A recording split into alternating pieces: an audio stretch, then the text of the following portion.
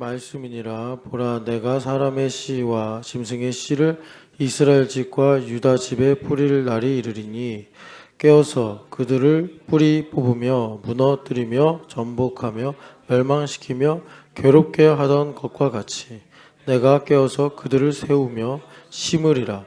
여호와의 말씀이니라. 그때 그들이 말하기를 다시는 아버지가 신 포도를 먹었으므로 아들들의 이가 시다 하지 아니하겠고 신 포도를 먹는 자마다 그의 이가 신 것 같이 누구나 자기의 죄악으로 말미암아 죽으리라. 아멘. 그래서 우리가 이 말씀을 다시 한번 읽으면서 사실은 이 27절부터 30절보다 우리가 설교나 또 교회됨 40일이나 이렇게 말씀을 우리가 듣고 선포할 때 그 31절부터 34절 말씀을 많이 우리가 접합니다.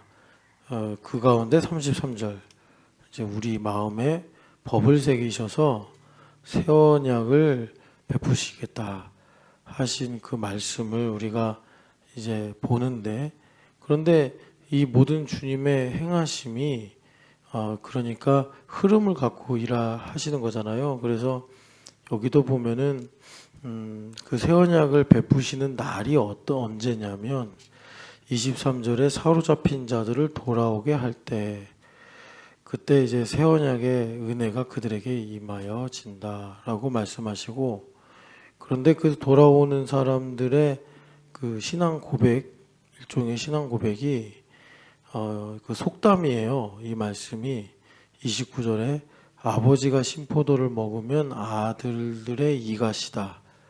이것이 그 율법을 근간으로 해서 유대인들이 가지고 있는 세계관인데, 이런 통념을 하나님께서 깨시겠다라고 말씀하십니다. 그런데 이런 통념이 깨지는 건 뭐냐면, 그러니까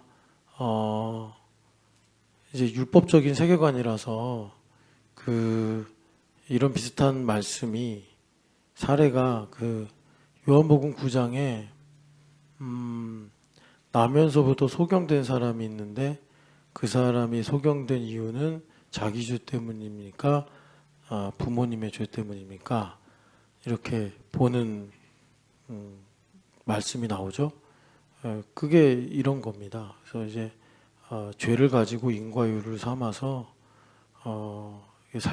지금의 삶을 해석하고 내가 선택하고 반응하고 사는 건데, 이제 그런 것을 우리가 에베소서로 보면은 세상의 풍조를 따르고, 그리고 공중 권세 잡은 자를 따른다. 그래서 여러분 한 번은 이런 생각 좀 해보라고 제가 권해드린 게, 우리가 이제 부정적으로 슬퍼하거나 걱정하거나 미워할 때 있잖아요.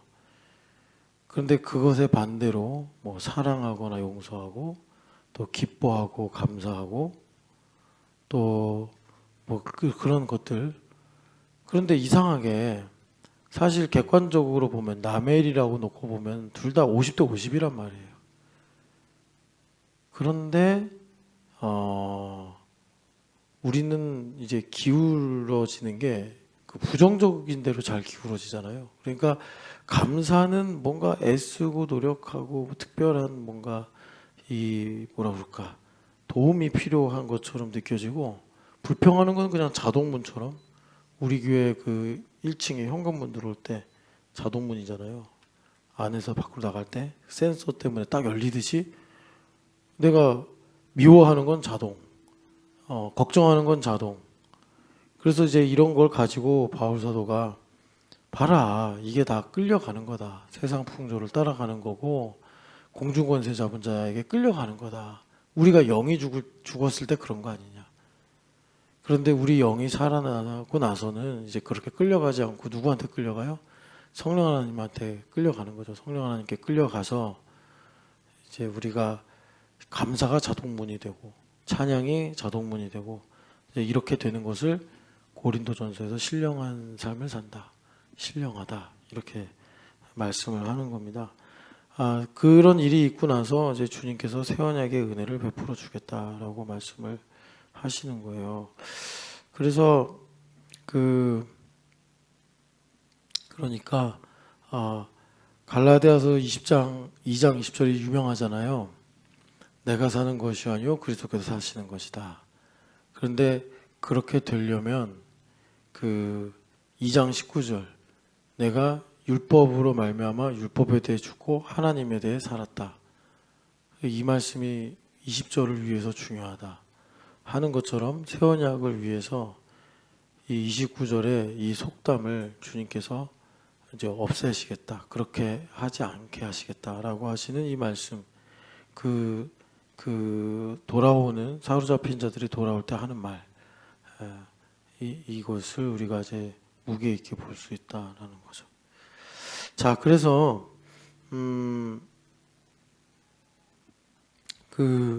이 말씀이 자, 우리가 이제 성경을 막 찾아가면서 이제 기도하겠는데 읽고서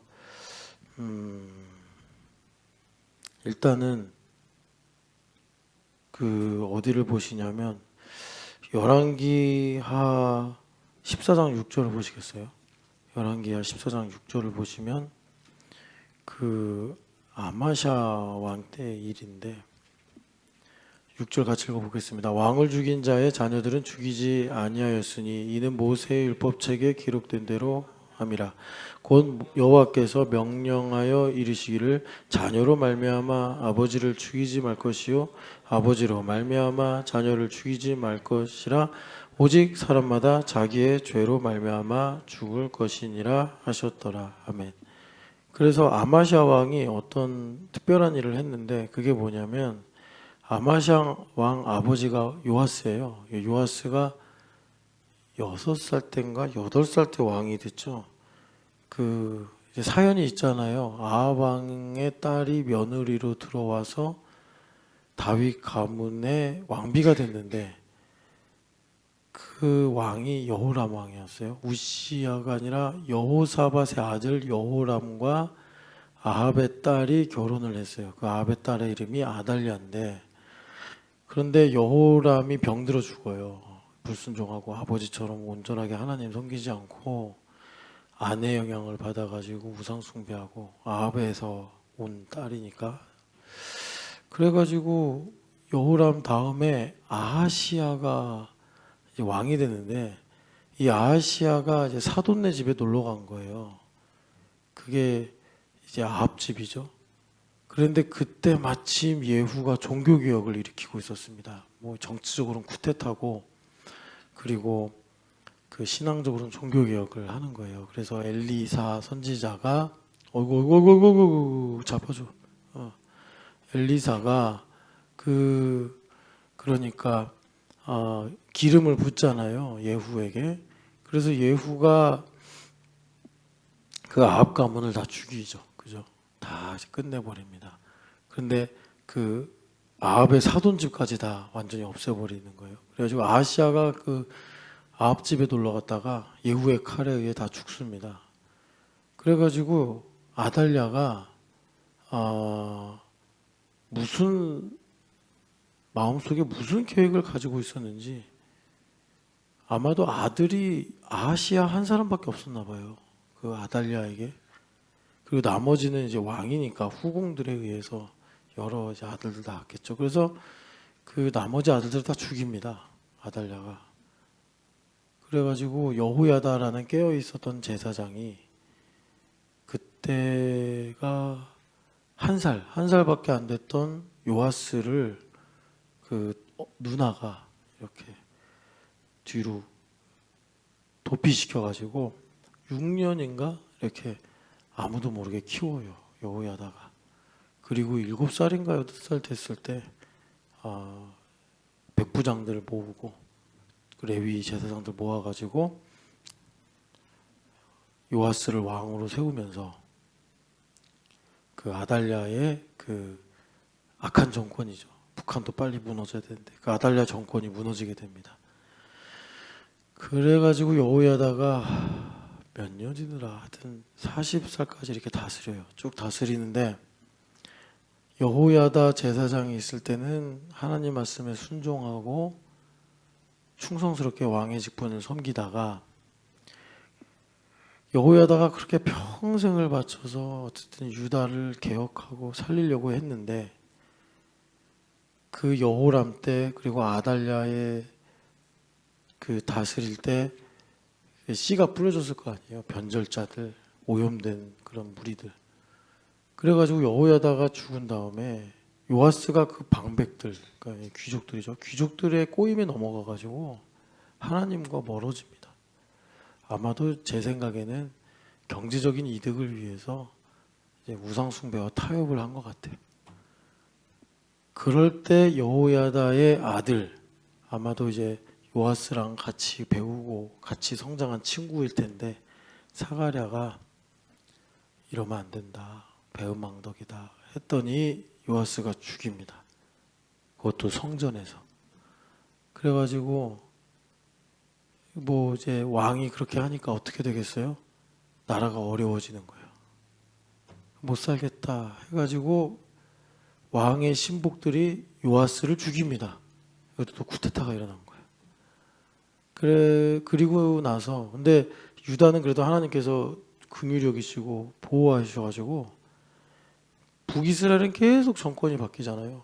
예후 다음에 또 다른 가문의 왕이 등장하고 그러는데 그 왕의 신복들이 하도 요아스가 이제 우상 숭배로 기울어지고 나라 돌보지 않고 이러니까 요아스 죽이고 이제 폐위시키고 그리고 요아스의 아들 아마샤를 세웁니다. 그래서 아마샤가 아마 20대 초반에 왕이 될 거예요. 근데 그 아마샤가 지금 자기 아버지를 죽인 신복들만 그러니까 율법대로 했다는 거예요. 그 신복들만 죽이고 여러분들이 이제 조선시대 사극을 여러 번 보셔서 알겠지만 뭐 부관참시도 하고 또 여러분 그 정약용 뭐 이런 사람들 보면은 다 형제들까지 자녀들까지 노비 관노가 되고 막 그러잖아요. 그런데 자녀들은 율법대로 죽이지 않았다. 이게 아마샤가 한 일이에요. 그런데 그 율법이 어디 있냐면 자 신명기 24장을 보세요. 신명기 24장을 보면은 신명기 24장에 여러 계명들이 나옵니다. 예, 계명이 나오는데 16절을 같이 읽어보겠습니다. 16절 아버지는 그 자식들로 말미암아 죽임을 당하지 않을 것이요 자식들은 그 아버지로 말미암아 죽임을 당하지 않을 것이니 각 사람은 자기 죄로 말미암아 죽임을 당할 것이니라. 아멘. 일반적으로 이런 이제 중죄인 경우는 뭐 가족을 다 멸족시켜 버리잖아요. 인간의 악함으로 인해서. 근데 하나님께서 그런 인간의 포악함을 딱 절제시켜 버리신 거예요. 아버지가 큰 죄를 지었어도 아버지로 말미암아 자식이 죽지 않고 자식이 큰 죄를 지었어도 자식으로 말미암아 아버지가 죽지 않도록 해라. 이렇게 한 토막 계명을 하나님께서 주셨어요. 그런데 여러분들이 이제 한번 쭉 보시면 알겠지만 여기 24장 전에도 그렇고 지금 우리가 읽은 16절 이하로도 그렇고 하나님께서 여러 계명들을 주시는데 이 계명들이 무슨 흐름이 있거나 그러지 않아요. 다 토막토막이에요. 토막토막. 그래서 적당한 어떤 케이스들로 하나님께서 계명들을 주신 거예요. 그러면 여러분 우리가 이렇게 법전을 보면은 형법 그래서 뭐 몇 조, 몇 항 이런 식으로 이렇게 나오잖아요. 그래서 어떤 큰 항목이 있으면 그 항목과 관련된 법규들이 쭉 되는데 지금 여기 24장에 나와 있는 계명들은 그런 성격이 아니에요. 24장 1절부터 4절은 이혼의 문제. 5절은 이제 이혼 문제가 아니라 신혼 부부 문제.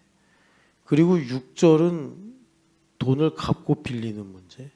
7절은 이제 형제를 종으로 사거나 파는 문제. 6절은 나병에 관한 문제. 10절은 돈 빌려줄 때 이자 받지 말라는 말씀. 이런 거예요. 그러니까는 각 계명들이 관련이 없어요. 다 케이스 바이 케이스예요. 다 떨어져 있는 이런 케이스들을 가지고 하나님께서 계명을 주시는 거예요. 그러면 이렇게 말씀하신 거는 물론 각 계명마다 그러니까 하나님의 지혜와 하나님의 섭리를 반영하는 의미가 있기도 하지만 하나님께서 이렇게 여러 계명들을 한데 컬렉션 같이 모아 놓으시는 의도가 있어요. 여러분, 그 신명기는 이게 신명기라는 이름 자체가 라틴어 성경의 전통을 따라서 왔다고 말씀을 드리죠. 그래서 라틴어 성경에서 이 신명기의 제목을 이렇게 정했어요. 다시 말씀하신다. 그러니까 신명기도 한자를 풀면은 다시 신자 명령할 명자. 이미 주님께서 말씀하신 것을 가나안에 들어가기 전에 주님께서 한 번 더 말씀하신 거예요. 그래서 신명기. 그런데 그 라틴어 전통이 아니라 그 히브리 유대 전통으로 신명기의 제목, 원래 히브리어로 쓰였으니까 히브리 제목이 뭐냐 그러면 네바르라고 그래가지고 레마요, 레마. 네, 그걸 이제 헬라어로 번역하면 레마라고요. 그러니까 신명기의 원래 히브리 제목은 레마가 입에서 나온 말씀, 이게 신명기고 그 신명기를 이제 나중에 후대가 어떤 이 전체적인 주제를 가지고 생각을 하면서 듀테로노미, 그러니까 뉴노멀, 다시 말씀하신다. 이렇게 이제 이름을 정한 거란 말이에요. 그러면 원래 말씀하신 게 있단 말이에요. 신명기의 내용이. 그게 뭐냐면 레위기 19장을 한번 보시겠어요?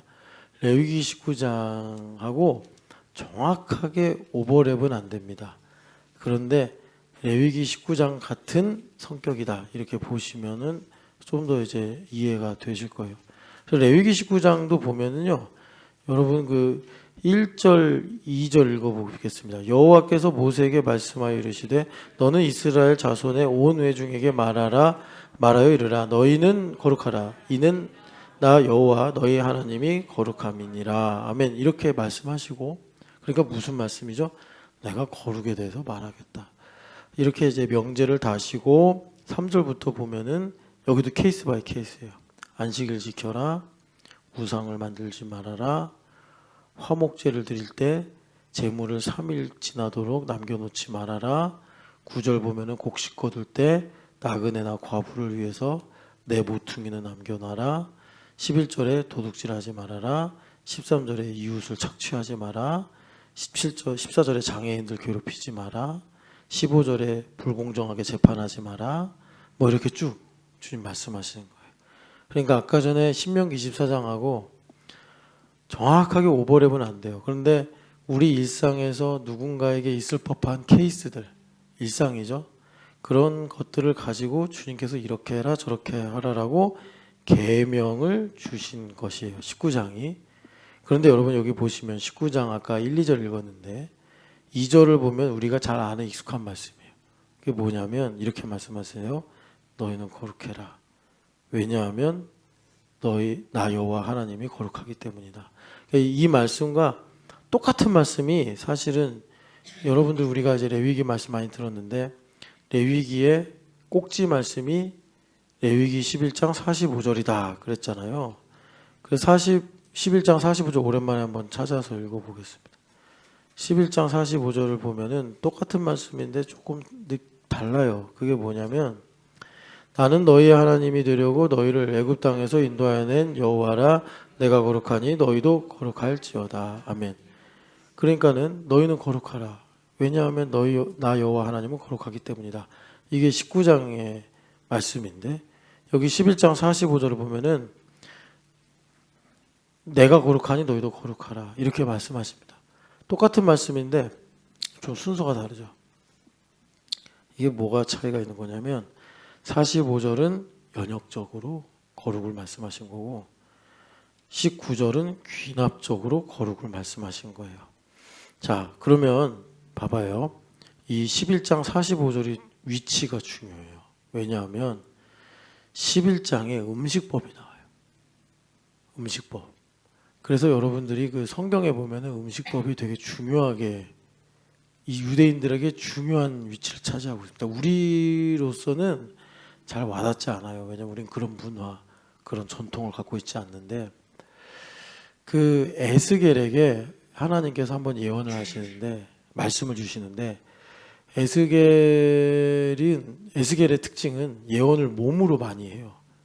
그래서 수염을 깎아서 날려라 이러시기도 하고 뭐 390일을 왼쪽으로만 자라 이렇게도 말씀하시고 어느 날은 너의 멍에를 쥐고 이건 예레미야인가? 하여튼 간에 에스겔은 예언을 하는데 말로만 예언을 하는 게 아니라 행위로 예언을 하게 하세요. 하나님께서.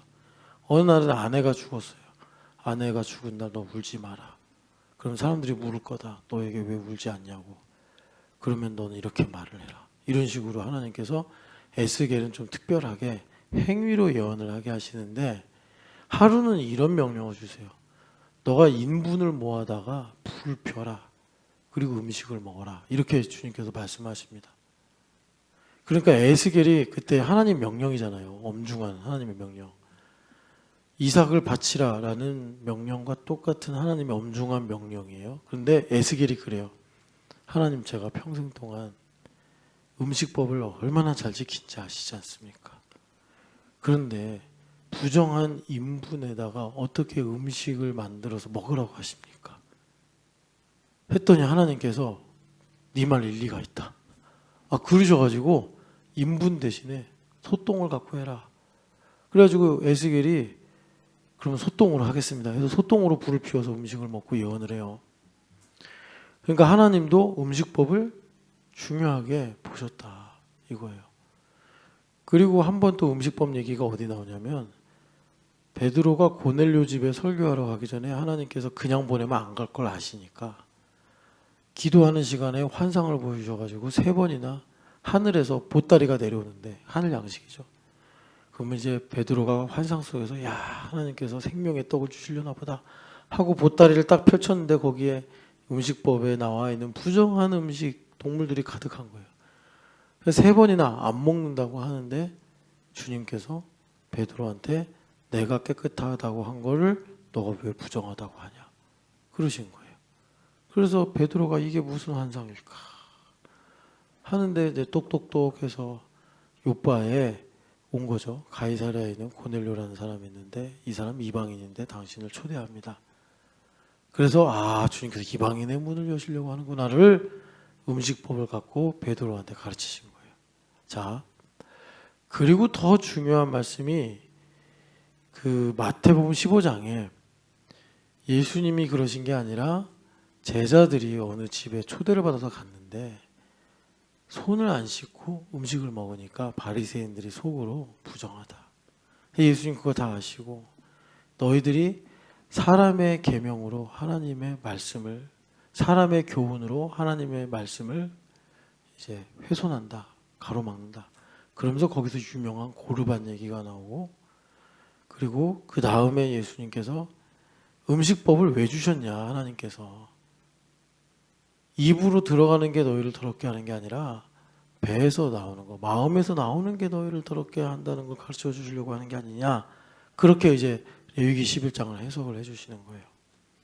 그러면서 주님께서 뭐라고 하시냐면 이사야서 29장에 이사야가 이렇게 말씀을 전하는데 이스라엘 백성들이 요한안처럼 말씀을 들을 때마다 완고해지고 부정적인 생각이 들고 막 이러는 거예요.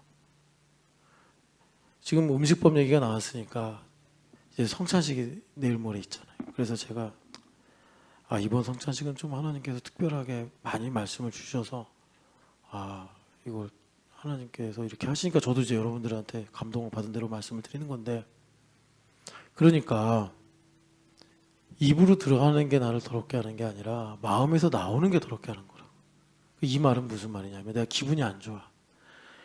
A라는 문제 때문에 기분이 안 좋은 게 아니라 A라는 문제로 인해서 내 안에 그런 부정적인 것이 나오는 건데 이게 대표적으로 하나님 중심이다.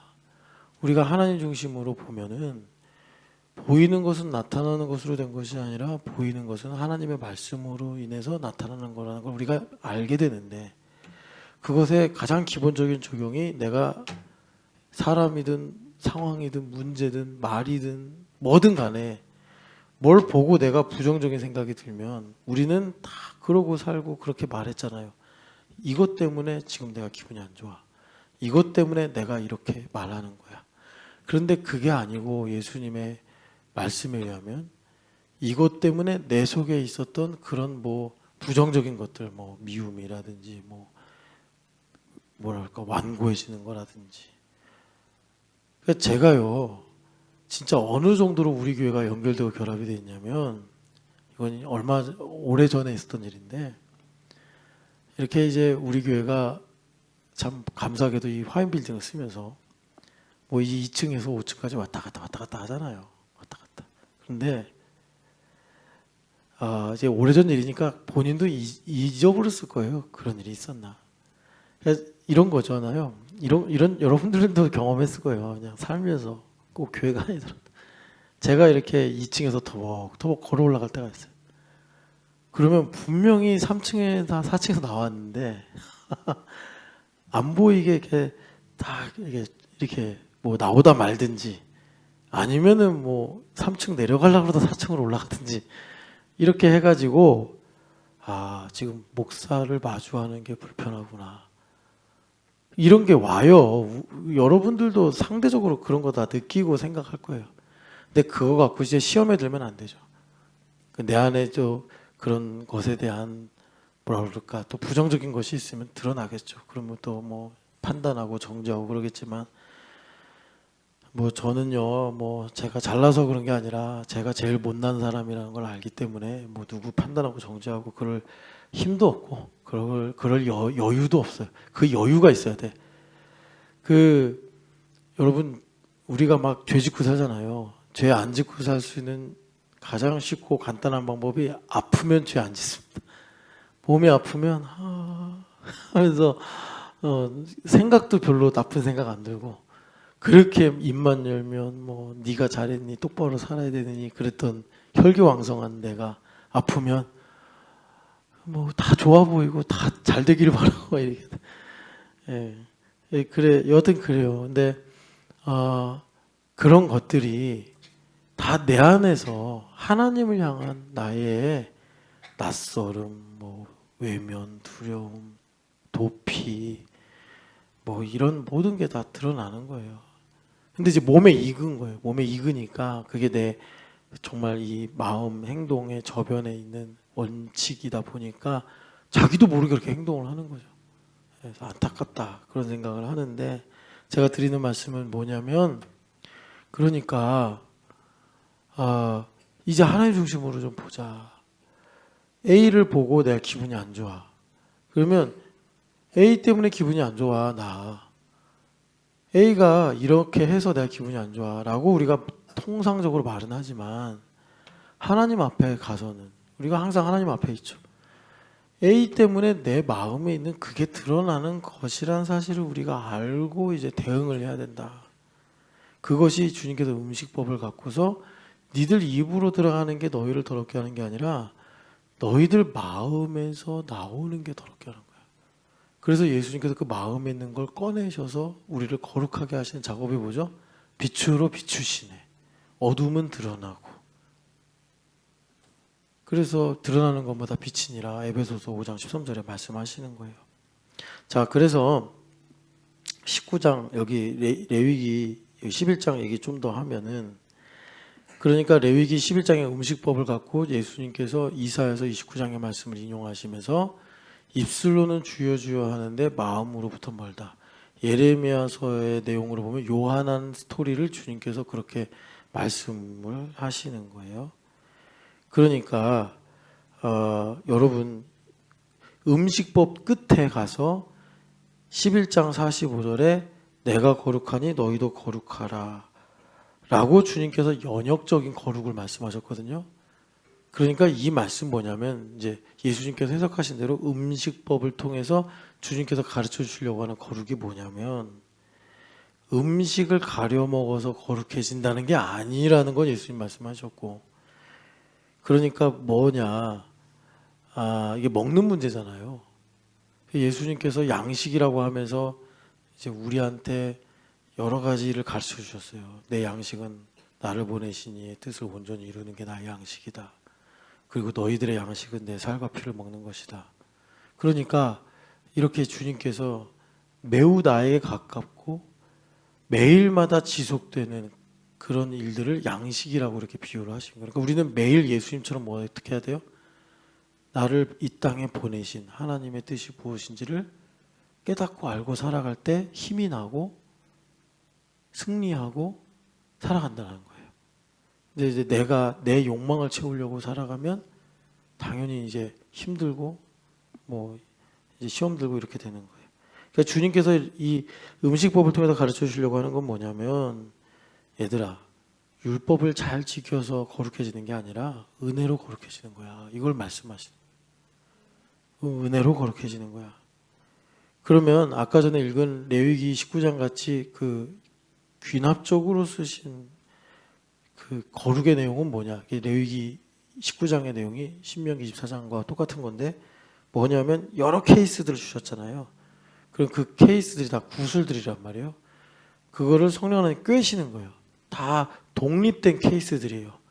독립된 케이스들인데 이거를 성령 하나님께서 다 꿰시면서 거룩의 개념을 가르쳐 주시는 거예요. 아, 거룩이 이런 거구나. 추수할 때 내 귀퉁이를 남겨놓는 거. 내가 돈을 꿔줄 때 이자를 안 받는 거. 또 뭐가 있었죠? 우상을 안 만드는 거. 이런 케이스들을 주님께서 성령 하나님으로 역사하셔서 딱 꿰실 때 이 편린들이 모아져서 내 안에 거룩이 이거구나라고 딱 이제 박히는 거예요. 아, 거룩이 이거구나. 그럼 거룩이 뭘까요? 거룩이 뭘까요? 아까 24장도 여러 케이스들이 있었잖아요. 거룩이 뭐냐면 그런 구체적인 정황 속에서, 자, 아까 전에 레위기 19장 보니까 너희가 추수할 때 내 귀퉁이에 그 이삭은 남겨놔라, 이렇게 말씀하시는 거예요. 이런 거예요. 거룩은 내가 추수를 열심히 해. 너무 기뻐. 와, 풍년 주셨다. 그런데 그렇게 감사하고 하나님을 찬양하는 중에 레마로 내 귀퉁이 남겨야지. 내가 이렇게 막 추수하고 신나게 추수하고 있는데 나그네가 보이는 거예요. 레위기 19장에 생각나는 거예요. 내 귀퉁이 남겨놔야지. 이게 거룩이라는 거예요. 여러분, 거룩의 컨셉이 좀 이해가 되세요? 거룩은 내가 이제 여러분 이 성경의 모든 케이스들을 담고 있지는 않잖아요. 모든 케이스들에서 how to do를 다 얘기하고 있지 않잖아요.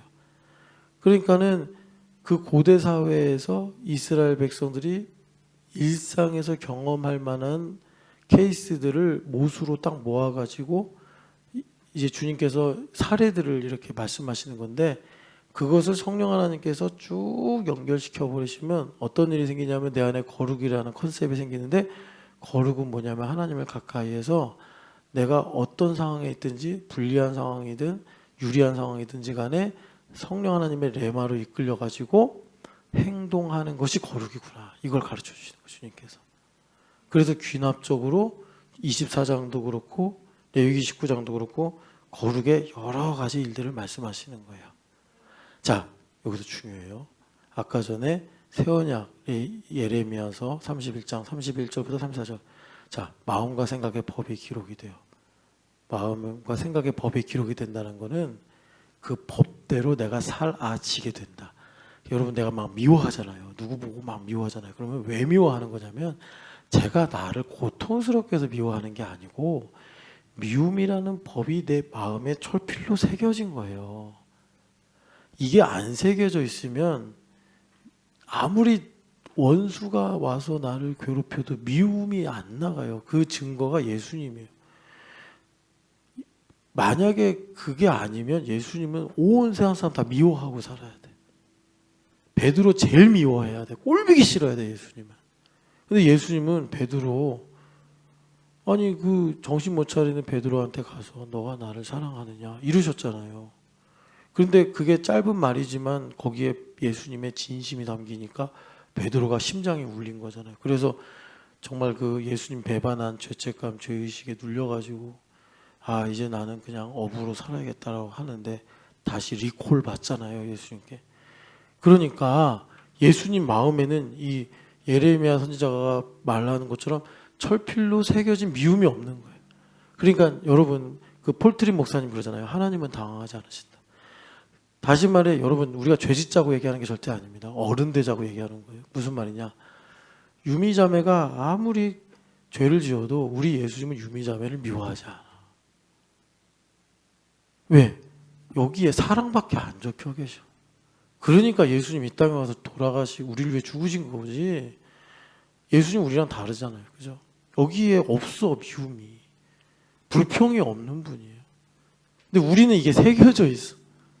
새겨져 있어가지고 불평하고 원망하고 미워하고 두려워하고 이러는 거예요. 근데 이걸 누가 지워요? 예수님의 보혈이 지우는 거예요. 이거를. 그래서 예수님께서 살과 피를 맨날 먹어라.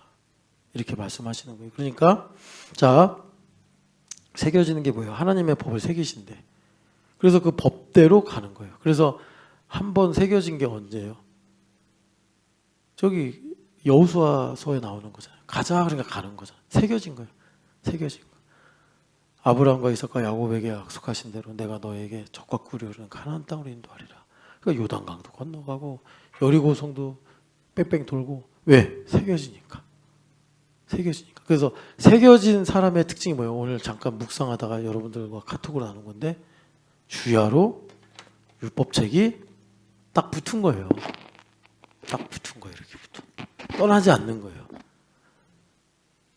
말씀이 어떤 분이 그러더라고요. 말씀을 하나님 많이 주셨는데 이게 지금 연결이 안 된대. 그래서 말씀을 막 묵상하고 있대 자기가. 그게 정확하게 여호수아서 1장 8절 시편 1장 3절이 이루어진 거예요. 여호와의 율법을 주야로 묵상하여 즐거워하여 주야로 묵상하는도다. 그거예요. 마음이 새겨지는 거예요. 마음에 새겨져. 말씀이. 근데 마음에 새겨지려면 어떻게 해야 돼요? 아버지가 신포도를 먹었을 때 아들의 이가 쉬지 않는다. 이래야 된다고. 그게 이제 어떤 상황이냐면 아까도 말씀드렸지만 결론을 말씀드리고 설명을 너무 많이 하면 시간 많이 가니까 내 자유의지가 극대화되는 거예요. 그러니까 이제 이 이스라엘 백성들이 이제 족보를 많이 생각하잖아요. 그러니까 아버지가 내가 아니라 이렇게 이해하시면 여러분들이 적용이 쉬워요. 신주의가 나를 미워한다고 나는 신주의를 미워하지 않아. 요렇게 말하면 정확해요. 아버지가 신포도를 먹어요. 그러면 아들도 당연히 이가 쉬어야 되거든요. 아버지가 우상숭배를 하면 아들놈도 손주까지 다 우상숭배한다고 여러분 십계명에 나오잖아요. 그런데 복음의 능력으로 주님께서 그 죄와 사망과 저주의 사슬을 끊어버리셔서 우리의 자유의지를 극대화하셔가지고 아버지가 신포도를 드셔도 아버지가 나중에 에스겔서 18장 한번 읽어보세요. 아버지가 우상숭배를 해도 아들이 나는 우상숭배 안 할 거야. 그럼 끝나는 거예요. 아버지가 도둑놈이었는데도 나 도둑질 안 할 거야. 아버지처럼 안 살 거야. 그래서 자 봐봐요. 아하스 왕 다음에 누가 나와요? 히스기야 왕 나와. 그리고 또 므낫세 나와. 므낫세 다음에 아몬이라고 잠깐 있었는데 사실 므낫세 다음에 누가 나와요? 요시야가 나와. 그러니까는 여러분 여기서 좀 제가 시간이 없어서 아마샤 이야기는 많이 못해서 그런데 아마샤도 나중에 아버지처럼 쿠데타 일어나서 죽어요. 근데 하나님 보실 때 아마샤가 잘한 거는 전쟁에서 승리하거나 뭐 경제적으로 이렇게 잘해서 아마샤가 왜 죽냐면 조금 이제 나라가 잘 돼요. 그랬더니 예후의 손주랑 우리 한번 붙자. 그래서 전쟁을 했는데 완전히 깨져. 그래서 다시 한번 유대의 경제가 파탄나요. 그래가지고 신하들이 못 살겠다. 그래서 아버지처럼 죽어요. 그래가지고 하여튼 비운의 삶을 살게 돼요. 근데 아마샤가 잘한 거는 아까 전에 모세 율법책에 기록된 대로 아버지의 죄들을 자식에게 묻지 않았다. 그런 일이거든요. 근데 요거는 나중에 기여된 말씀을 드리고 여하튼 간에 그래서 하나님께서 우리 자유주의를 극대화하셔서 아까 이스라엘의 속담이 우리에게 적용하면 남편이 나를 미워해도 나는 정죄받지 않는다. 내가 미움을 받는다고 해서 자존감이 낮아지거나 아니면 나도 미워할 거야 그러지 않고 내 이는 쉬지 않아. 이렇게 되는 거예요. 그럴 때 여러분 여기서 중요한 거예요. 레마가 들리는 거예요. 농사짓다 레마가 들리는 거예요. 이웃에게 물건을 빌려주다가 레마가 들리는 거예요. 그래서 내가 거룩에 이르는 거예요. 거룩하게 되면 어떻게 된다고요? 이제 26장에 주님의 말씀이 우리 가운데 있는 거예요. 그래서 여러분 그 나중에 에스겔서 18장이 그 속담 문제를 더 정밀하고 깊이 다루니까 보세요. 되게 재밌는 게 아버지가 신포도를 먹어서 아우가 이가 시다 그럴 때 아들은 신포도를 먹지도 않아 놓고서 저도 이가 시려요 아버지 라고 이렇게 나타나는 거를 에스겔서 18장 나중에 읽어보세요. 그게 공평하다고 이스라엘 백성들이 하나님 앞에 주장을 해요. 여러분 이해가 되시죠? 아버지가 나쁜 짓 했어. 그럼 옛날에 그 이렇게 이제 왕이 다스릴 때 보면 아들도 다 귀양 보내고 다 죽여버리잖아. 그게 공평하다고 보는 거예요. 율법적으로 보면은. 그래야 죄가 박멸되고 그래야지 뭔가 이렇게 이제 깨끗하게 정리된다. 그런데 하나님은 복음의 능력으로 아버지가 신포도를 먹어도 아들이 이가 시지 않게 하겠다고 하세요. 그랬더니 에스겔서의 18장에 이스라엘 유대인들이 그 잡혀 있는 사람들이 뭐라 그러냐면 공평하지 않습니다. 그래요.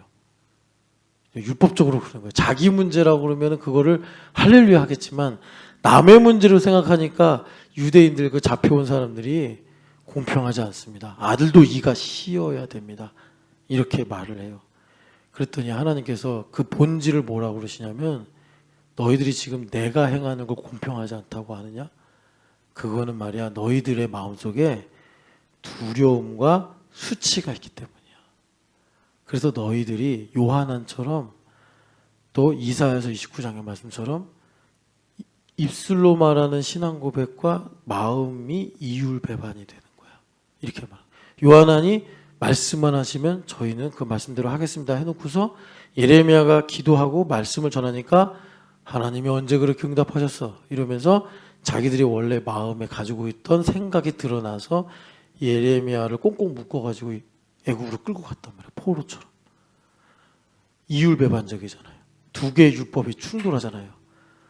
내가 마음으로는 하나님의 법을 즐거워하되 내 지체 속에 다른 법이 있어서 나를 사망의 몸으로 끌고 가는도다. 네. 그러니까 주님께서 너희들이 나보고 공정하지 않다고 하는데 그거는 말이야 너희들이 마음속에 두려움과 수치의 문제가 있어가지고 이율배반적으로 행동하는 게 드러나는 거야. 주님께서 말씀하시는 거예요. 그래서 여러분 이 시간 기도하기는 뭐냐. 아까 전에 아마샤가 순종한 신명기 24장 16절 말씀. 하나님 그러니까 족보로 말하면 아버지가 저주를 받아도 제가 예수님을 믿으면 저는 그 저주가 머리털 하나 상하지 못하게 함을 믿습니다. 이거를 이제 시대상으로 말하면 내가 세상의 풍조를 따라가지 않습니다. 왜? 주님께서 날 보호하시기 때문에. 1000만 명이 둘러싸서 나는 나쁜 놈이다, 더럽다, 나는 틀렸다 라고 해도 내가 예수님을 믿기로 자유의지가 극대화돼서 그 일체의 비결을 가지고 있으면 저는 거기서 다니엘의 세 친구처럼 머리카락 하나 그을리지 않는 줄을 믿습니다. 여러분 그 믿음을 담대하게 선포하시길 축복합니다. 우리는 이미 그런 가운데 있어요. 왜? 예수님은 그런 분이었기 때문에. 예수님은 모든 사람에게 저주를 받으신 분이지만 그분은 모든 사람들을 용서하신 분이에요. 여러분. 그러니까 그 예수님 내 안에 계시고 내가 예수님 안에 있으니까 우리는 속으면 안 돼요. 마귀한테. 내 이는 시지 않아. 누가 나를 미워해도 나는 미움이 없는 사람이야. 그래야지 레마가 들려요. 그래야지 레마가 들려서 우리가 새 언약의 백성으로 살게 되는 것입니다. 오늘 이 시간에 우리 시간이 이제 10분 남았지만 찬양하고 기도하겠습니다.